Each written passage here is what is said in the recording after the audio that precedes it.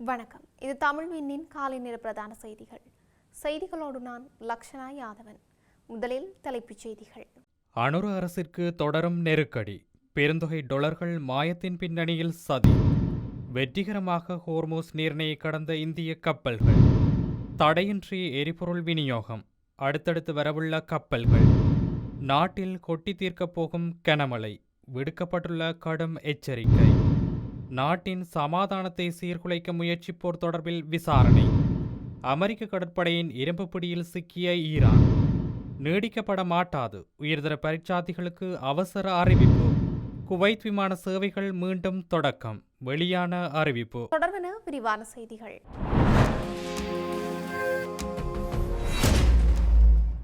சமகால அனுர அரசாங்கம் ஏற்கனவே நிலக்கரி இறக்குமதியில் ஏற்பட்டுள்ள மோசடியில் சிக்கி தவித்து வரும் நிலையில் தற்போது மற்றொரு சிக்கல் நிலை ஏற்பட்டுள்ளது. வெளிநாடு ஒன்றிற்கு செலுத்த வேண்டிய $2.5 மில்லியன் கடன் தொகை காணாமல் போயுள்ளமை பெரும் அதிர்ச்சியை ஏற்படுத்தியுள்ளது. இந்த நிதி மோசடியின் பின்னணியில் ஹேக்கர்கள் உள்ளார்களா என்பது குறித்து தீவிர விசாரணைகள் முன்னெடுக்கப்பட்டு வருகின்றது.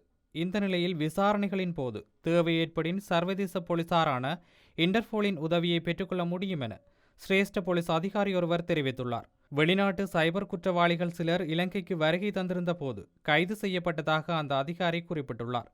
தற்போது குற்றப்புலனாய்வு பிரிவினரால் முன்னெடுக்கப்படும் விசாரணைகளில் குறித்த பணம் ஹேக்கர்களிடம் சென்றடைந்தது உறுதியாக கண்டறியப்பட்டால் இலங்கை போலீசார் சர்வதேச போலீசாரின் உதவியை நாட முடியும் என்றும் மேலும் குறிப்பிட்டுள்ளார். 10 இந்திய கப்பல்கள் ஹார்முஸ் நீரிணையை வெற்றிகரமாக கடந்துவிட்டதாக இந்திய மத்திய வெளியுறவு அமைச்சு தெரிவித்துள்ளது. பாரசீக வளைகுடா பகுதியில் மேலும் 14 இந்திய கப்பல்கள் காத்திருப்பதாகவும் தெரிவிக்கப்பட்டுள்ளது. நேற்று நடைபெற்ற வாராந்திர ஊடக சந்திப்பில் உரையாற்றிய வெளியுறவு அமைச்சகத்தின் செய்தி தொடர்பாளர் ரந்தீர் ஜேஸ்வால் குறித்த விடயத்தை தெரிவித்துள்ளார். வளைகுடாவில் உள்ள இந்திய கப்பல்களை பொறுத்தவரை அவை இப்பகுதியிலிருந்து பாதுகாப்பாக வெளியேறி இந்தியாவுக்கு திரும்புவதை உறுதி செய்ய நாங்கள் ஈரான் அதிகாரிகளுடன் நெருங்கிய தொடர்பில் இருக்கிறோம் என்றும் வெளியுறவு அமைச்சகத்தின் செய்தி தொடர்பாளர் குறிப்பிட்டுள்ளார். முன்னதாக இந்தியா நோக்கி சென்ற MSC பிரான்சிஸ்கா மற்றும் எஃபமினோடஸ் உள்ளிட்ட கப்பல்கள் மீது ஈரானிய ராணுவம் தாக்குதல் நடத்தியது. இதற்கு மத்திய அரசு கடும் கண்டனம் தெரிவித்து இந்தியாவுக்கான ஈரானின் தூதர் முகமது ஃபதாலியை நேரில் வரவழைத்து எதிர்ப்பை பதிவு செய்தது. இதேவேளை அமெரிக்கா மற்றும் ஈரான் இடையிலான முதற்கட்ட அமைதி பேச்சுவார்த்தைகள் தோல்வியில் முடிந்தன. இதையடுத்து ஹோர்முஸ் நீரிணை மற்றும் ஈரானிய துறைமுகங்களை அமெரிக்க கடற்படை முற்றுகையிட்டு வருகின்றது. இதனைத் தொடர்ந்து அமெரிக்காவின் முற்றுகை நடவடிக்கைகள் தொடரும் வரையில் சர்வதேச எரிபொருள் விநியோகத்தின் முக்கிய பாதையான ஹோர்முஸ் நீரிணை முடக்கப்படும் என ஈரான் அரசு அறிவித்தது. நாட்டுக்கு தேவையான எரிபொருளை எந்தவித தடையுமின்றி விநியோகிப்பதை உறுதிப்படுத்தும் வகையில் மற்றொரு டீசல் கப்பல் எதிர்வரும் 27ஆம் தேதி நாட்டை வந்தடைய உள்ளதாக இலங்கை பெட்ரோலிய கூட்டுத்தாபனம் அறிவித்துள்ளது.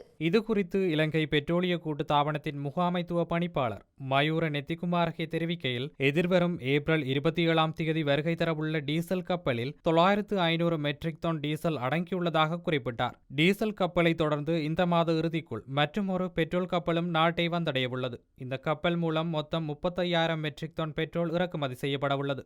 சந்தையில் எரிபொருள் தட்டுப்பாடு ஏற்படாத வகையில் திட்டமிட்ட அடிப்படையில் இந்த எரிபொருள் தொகைகள் இறக்குமதி செய்யப்படுகின்றன. இதன் மூலம் போக்குவரத்து மற்றும் அத்தியாவசிய தேவைகளுக்கான எரிபொருள் விநியோகம் வளமை போன்று தடையின்றி முன்னெடுக்கப்படும் என பெட்ரோலிய கூட்டுத்தாபனம் உறுதியளித்துள்ளது. இலங்கையின் பெரும்பாலான இடங்களில் இன்று பிற்பகல் 1 மணிக்கு பின்னர் மழையோ அல்லது இடியுடன் கூடிய மழையோ பெய்யக்கூடும். வளிமண்டலவியல் திணைக்களம் இன்று வெளியிட்டுள்ள அறிக்கையில் இவ்விடயம் தெரிவிக்கப்பட்டுள்ளது.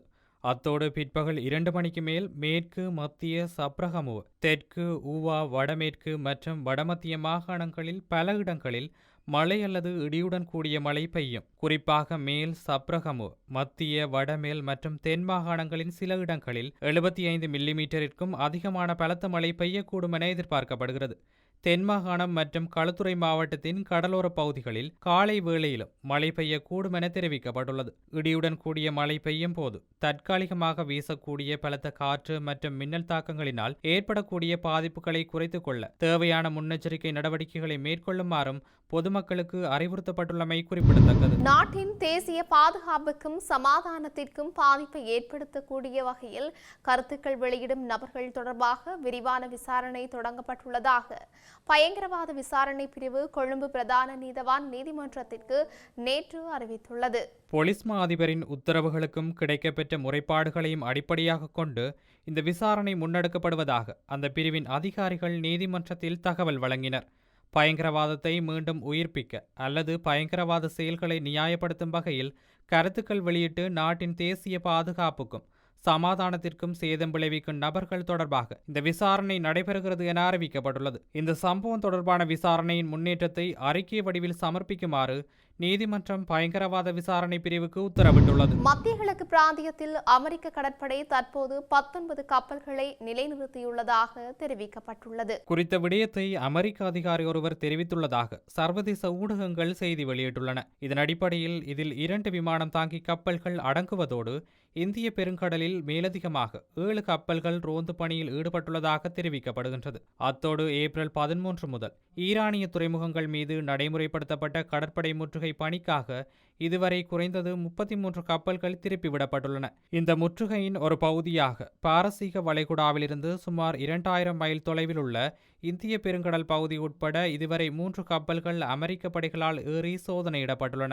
இந்த ராணுவ நடவடிக்கையின் ஒரு புதிய நிகழ்வாக புதன்கிழமை இரவு இந்திய பெருங்கடலில் ஈரானில் இருந்து எண்ணெய் ஏற்றிச் சென்ற தடை செய்யப்பட்ட நாடற்ற கப்பல் ஒன்றை அமெரிக்க படைகள் கைப்பற்றியுள்ளதாக பாதுகாப்புத்துறை அறிவித்துள்ளது. மெஜஸ்டிக் எக்ஸ் எனப்படும் இந்த ராட்சத எண்ணெய் கப்பல் சுமார் 20 லட்சம் பேரல் எண்ணெயை சுமந்து செல்லும் திறன் கொண்டது என தெரிவிக்கப்படுகின்றது.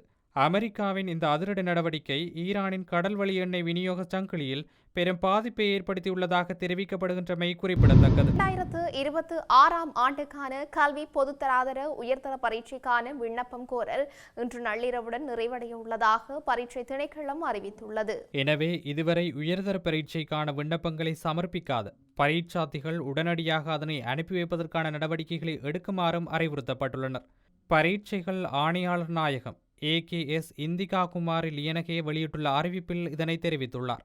இதற்கான விண்ணப்பங்களை தற்போது நிகழ்நிலை ஊடாக மாத்திரமே விண்ணப்பிக்க முடியும் என்பதால் நள்ளிரவு 12 மணிக்கு பின்னர் விண்ணப்பிக்க முடியாது என பரீட்சைகள் ஆணையாளர் குறிப்பிட்டுள்ளார்.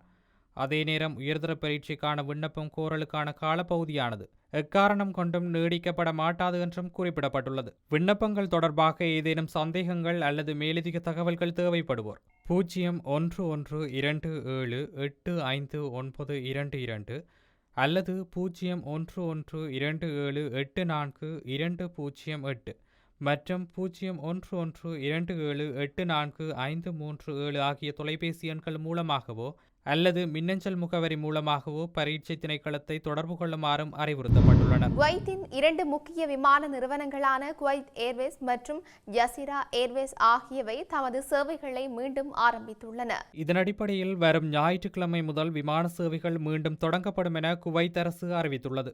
இந்த நிலையில் சர்வதேச அளவில் 1 டசனுக்கும் மேற்பட்ட இடங்களுக்கு இந்த விமான சேவைகள் மீண்டும் தொடங்கப்பட உள்ளன. பிராந்திய பதற்றங்கள் காரணமாக கடந்த பிப்ரவரி 28 முதல் தற்காலிகமாக நிறுத்தப்பட்டிருந்த குவைத் சர்வதேச விமான நிலையம் தற்போது வியாழக்கிழமை மாலை முதல் மீண்டும் திறக்கப்படுவதாக குவைத் சிவில் ஏவியேஷன் ஆணையம் அதிகாரப்பூர்வமாக அறிவித்துள்ளது. முதற்கட்டமாக லண்டன், இஸ்தான்புல், கெய்ரோ, ரியாத், மணிலா மற்றும் இந்தியாவின் மும்பை, சென்னை, கொச்சி, டெல்லி, திருவனந்தபுரம் உள்ளிட்ட 17 முக்கிய இடங்களுக்கு விமானங்கள் இயக்கப்பட உள்ளன.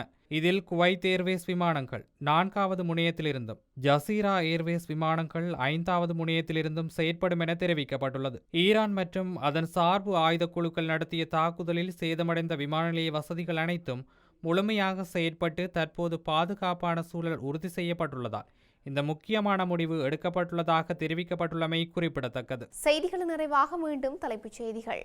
அனுர அரசிற்கு தொடரும் நெருக்கடி, பெருந்தொகை டாலர்கள் மாயத்தின் பின்னணியில் சதி, வெற்றிகரமாக ஹோர்மூஸ் நீரிணையை கடந்த இந்திய கப்பல்கள், தடையின்றி எரிபொருள் விநியோகம், அடுத்தடுத்து வரவுள்ள கப்பல்கள், நாட்டில் கொட்டி தீர்க்கப் போகும் கனமழை, விடுக்கப்பட்டுள்ள கடும் எச்சரிக்கை, நாட்டின் சமாதானத்தை சீர்குலைக்க முயற்சிப்போர் தொடர்பில் விசாரணை, அமெரிக்க கடற்படையின் இரும்பு பிடியில் சிக்கிய ஈரான், நீடிக்கப்பட மாட்டாது உயர்தர பரீட்சார்த்திகளுக்கு அவசர அறிவிப்பு, குவைத் விமான சேவைகள் மீண்டும் தொடக்கம், வெளியான அறிவிப்பு. இத்துடன் தமிழ்வினின் காலை நேர பிரதான செய்திகள் நிறைவு பெற்றன.